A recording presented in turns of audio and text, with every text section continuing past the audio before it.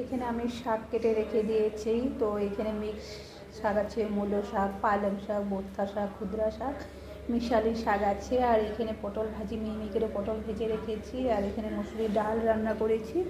তো ডালটা দেখো পাতলা করে ডাল করেছি, রিয়া পাতলা ডাল ভালোবাসে, তো ধোয়া উঠছে ডালের দিকে দেখো। আর চলো, আর এখানে তো আমাদের এখানে প্রচণ্ড ঠান্ডা পড়ে গেছে, প্রচণ্ড ঠান্ডা পড়ে গেছে। আর দেখো চুলগুলো পাগলির মতো হয়ে যাচ্ছে। আর দেখো তোমাদেরকে দেখাই,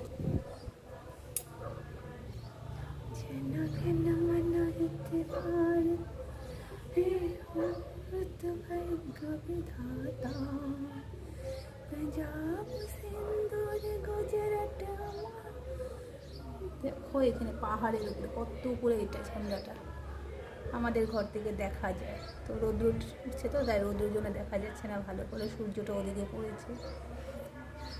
চলো।